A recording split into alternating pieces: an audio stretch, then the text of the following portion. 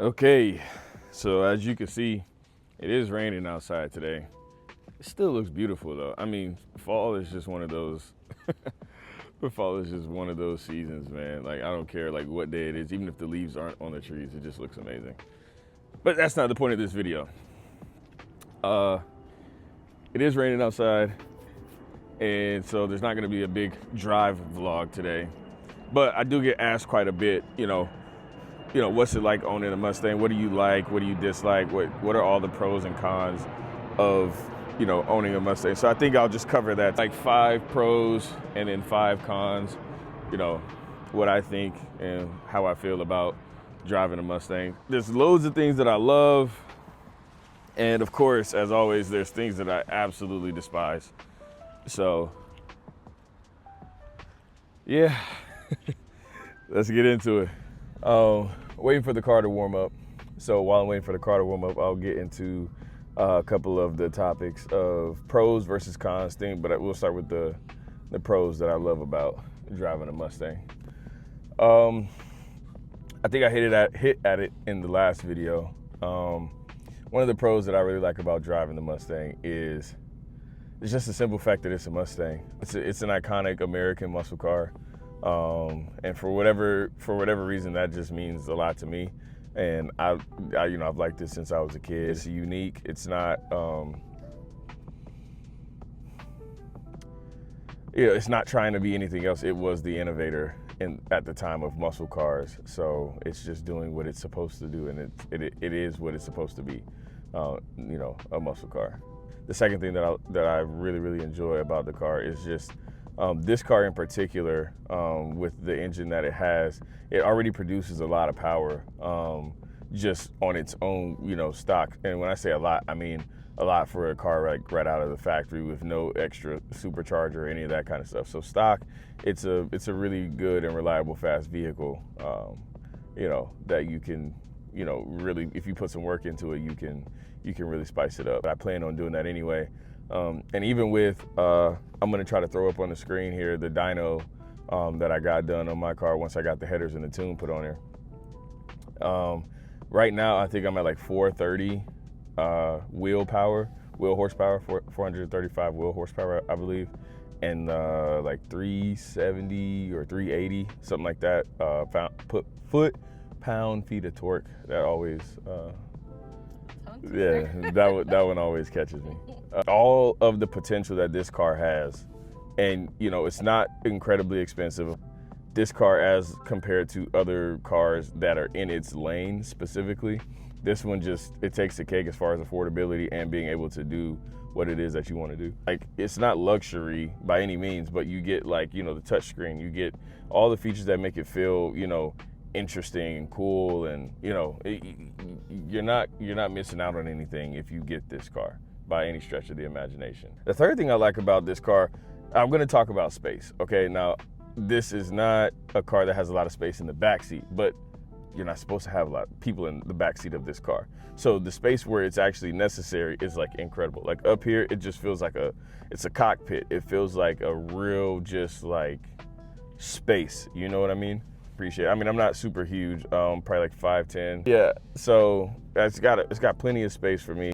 It just feels like good and usable space. The next pro that I love about this car is the back of it. I don't know if there's a better back to a car in the entire car world, other than once you start getting into exotics, man. The back of this car, whatever they did with this year in particular, it just takes the cake for me. My favorite body model of the Mustang is the S197. But of course that car is almost 10 years old. The back of this car just looks amazing. I don't know what Ford did, whoever okayed the S650 body style with the backlights, but it is horrendous. I'm sorry for it, it's horrendous. And I don't know who's on the board meetings. It couldn't be Ford enthusiasts, it couldn't be Mustang enthusiasts, because I haven't met a single person that actually likes the back of it. I mean, I'm pretty sure that if it wasn't for the fact that the back looks like an isosceles triangle, probably more people would probably buy the car just off the, like for me for example, like I probably would have gotten that car, that model year, if not for the back of it. That's what I love about this one. The back on this car is just like perfect. The final thing, I don't remember the last thing that I said to cut it off there, but yeah, just I can daily this thing and just beat it up, and it's like it loves it. Sometimes when I'm driving the car and I'll put my foot on the gas, it almost like gets pissed off if I don't put enough throttle to it. I mean, like I said, it's super versatile. Like, I love it. It does the job. It gets the job done. But at the end of the day, like, you know, I don't think there's any car that's as versatile as this and will just, you know, be able to do what you need it to do on a daily basis. You can slap whatever you want to slap on here and it'll take it as long as you know, build it correctly. And that's just what it wants to do. It wants to do that. And you can really tell, even when there's nothing on it, that it's just like, give me more, give me more, give me more. And so, yeah, I mean, I didn't know that until I actually started driving it, but now that I like own it and I drive it every day, like, it's just like, oh man, it's a pleasure to drive. Like, the miles per gallon are definitely, like, every time I fill this thing up, right, like, I know that I got gas in the tank. I'm flushing it at least 5 or 6 times before I leave the gas station. So now, let's get into the 5 things that I dislike about this car. I mean, it's you know it when you buy the car, but you still dislike it because every time you have to go to the gas station and fill this thing up, you're just reminded that this car sucks on gas. But it was never meant to be good. So if you buy a car that you're intending on being fuel efficient, I'm sorry, but you're just in the wrong car. Your mind is in the wrong place. You need to figure it out and go get a different car. It is pretty bad on gas. Like, it's pretty terrible on gas. I think it's like 12 gallons, something like that. I could be wrong. Somebody fact check me if you care that much. But it takes me about $40 if I go all the way down to what is essentially a quarter in this car. It's about $40. It's more of an inconvenience because sometimes I'll be driving and I won't even think about it. And I look down, I'm like right now, I'm about to be on a quarter right now. And I think I just filled it up like 2 days ago. The second thing, or my least favorite thing about driving this car, one of the cons, is it makes a lot of weird noises. Now, I don't think these noises have a lot to do with the fact that the car isn't a good car to drive, or because it doesn't have a lot of I never have a lot of check engine lights or anything like that. Or any issues with the car, but it just makes a lot of weird noises. Like when you start the car, there's like this weird rattle that I don't really like.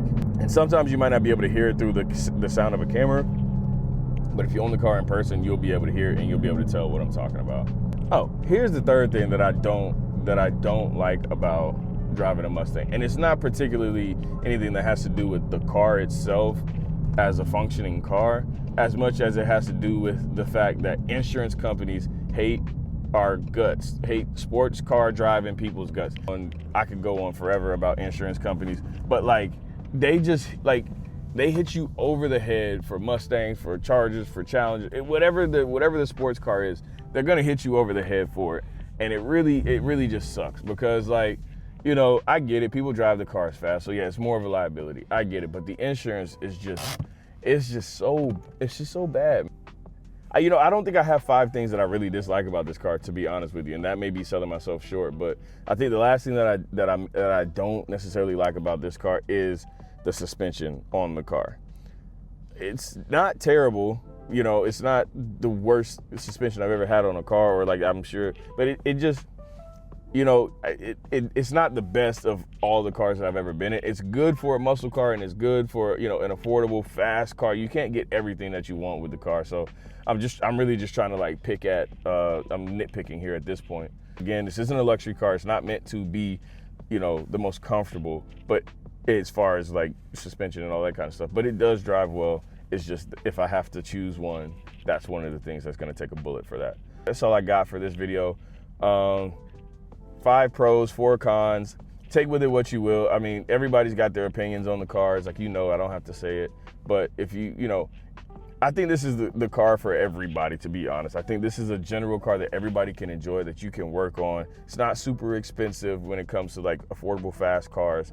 And if you're looking for something that's fun, that is reliable, that can take a beating, you know, and that's going to be able to keep up with, you know, pretty much everybody, you know, in a general sense, then this is the car that I would say you gotta go after, man. Like I said, the only complaint that I have about it is the freaking gas. Like, to be honest with you, that's the only complaint that I like seriously take into consideration. Oh, and the insurance. Sorry, insurance. That really should have been number one. I might switch insurance to number one, but yeah, insurance is. Anyways, but like, share, leave comments, man. Keep us on alert, and I'll see you soon.